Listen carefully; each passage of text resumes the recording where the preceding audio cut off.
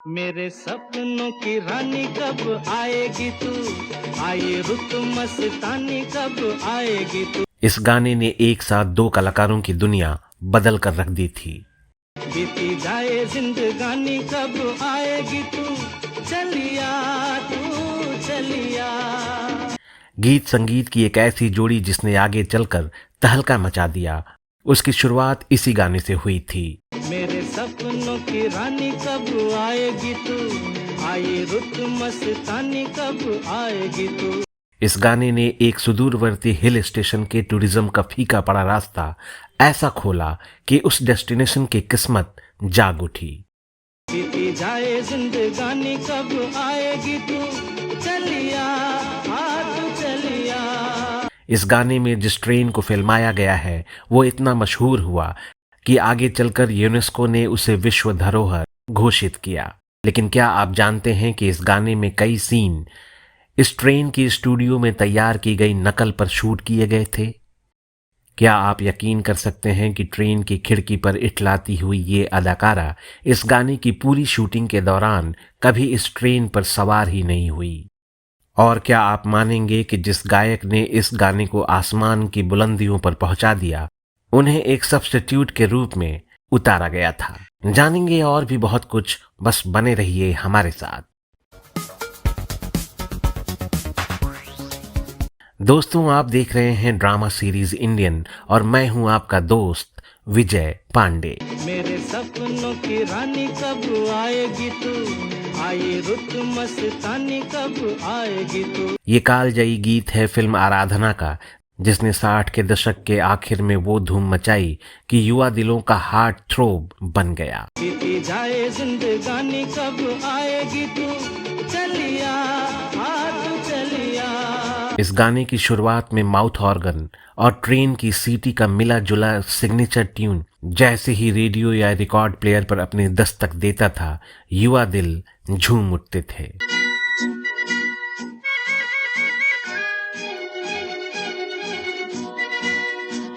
इस गाने की लोकप्रियता का अंदाजा इसी बात से लगाया जा सकता है कि इसके देश विदेश में कई संस्करण बने और बरसों तक इसे कई भाषाओं में गाया गुनगुनाया गया था। दिल से नहीं रू संदुरन करू रास की व मत ओबगन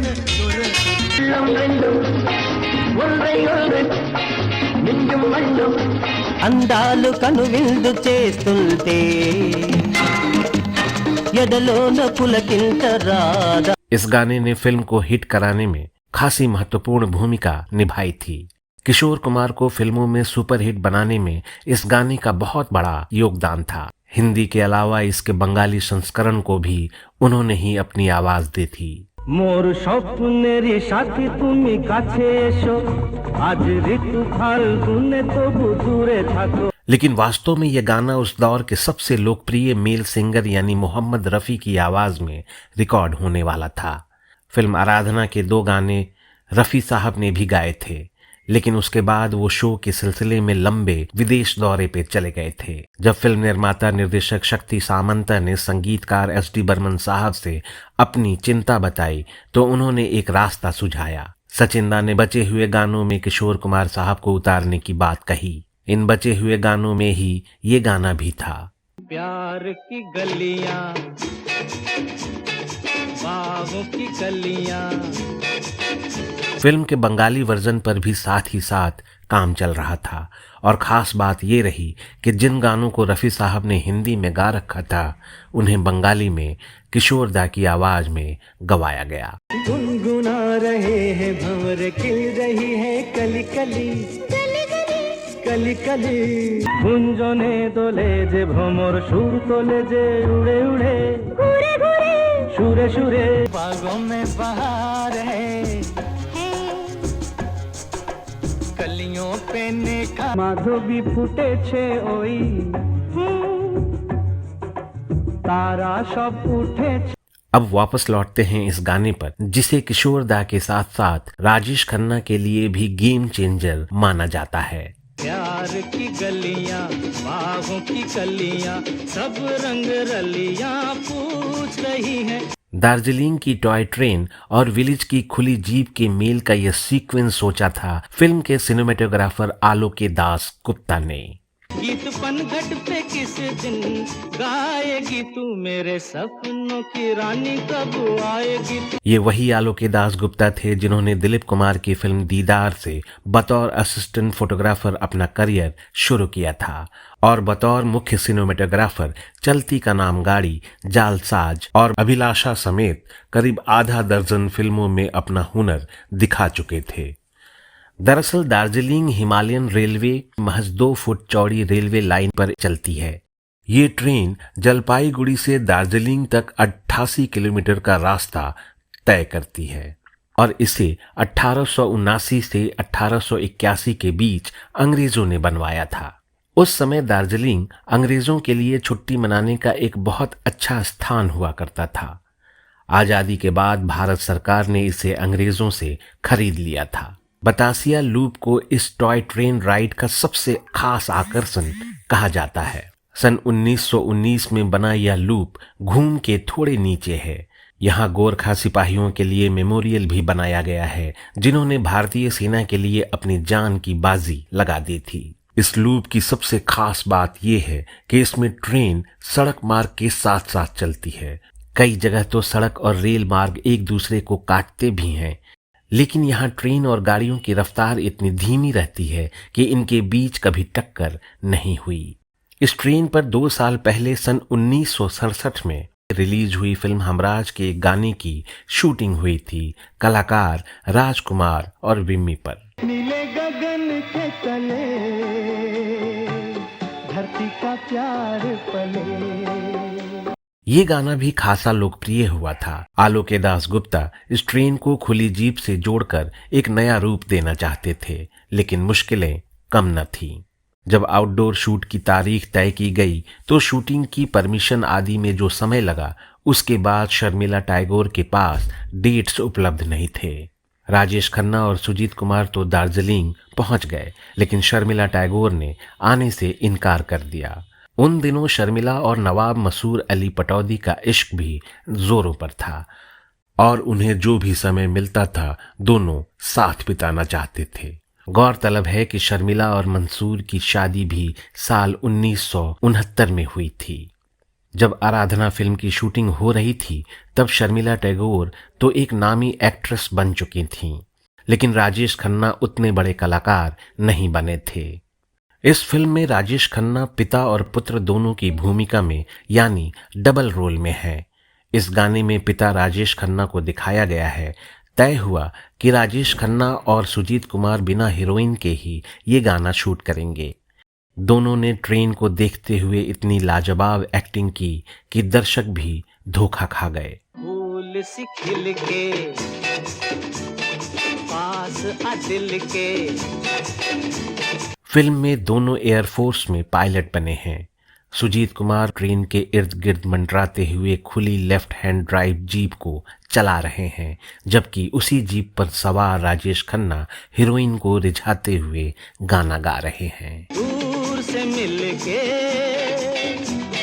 चैन आए। अमेरिकी कंपनी विलीज की ये जीप दरअसल भारत में द्वितीय विश्व युद्ध के वक्त आयात की गई थी और इसे दुनिया की सबसे लोकप्रिय वाहनों में गिना जाता है। कम लोगों को ही मालूम होगा कि देश की अग्रणी वाहन निर्माता कंपनी महिंद्रा एंड महिंद्रा की शुरुआत सन 1947 में इसी वाहन की असेंबलिंग करने वाले यूनिट के तौर पे हुई थी। बाद के वर्षों में इस वाहन को भारत में बनाने और बेचने का अधिकार भी कंपनी ने हासिल कर लिया और सरकारी और निजी क्षेत्रों में इसकी भारी मांग को पूरा भी किया। सन 2020 में इस कंपनी के चेयरमैन आनंद महिंद्रा ने ट्वीट कर इस जीप की खोज शुरू की जो इस गाने में चलाई गई थी। हालांकि इस ट्वीट के पीछे उनका उद्देश्य विंटेज कारों की मांग पर बहस छेड़ने का था, लेकिन दशकों बाद इस गीत ने एक बार फिर खासी माइलेज हासिल कर ली। फूल सी खिल के पास आ दिल के, दूर से मिल के चैन आए। जब यूनिट आउटडोर शूट से वापस लौटी तो सिनेमेटोग्राफर आलोके दास गुप्ता ने ट्रेन का एक मॉडल तैयार करवाया और शर्मिला टैगोर को उसी में बिठाकर उनके रिएक्शन को शूट किया। और कब तक मुझे तड़पाएगी तू, मेरे सपनों की रानी कब आएगी तू। फिल्म में नायिका को अपने हाथ में एलिस्टर मैकलीन का 1966 में प्रकाशित लोकप्रिय novel When Eight Bells Toll को थामे दिखाया गया है, जिससे वो एक बार अपना चेहरा भी छुपा लेती हैं। दूर से मिलके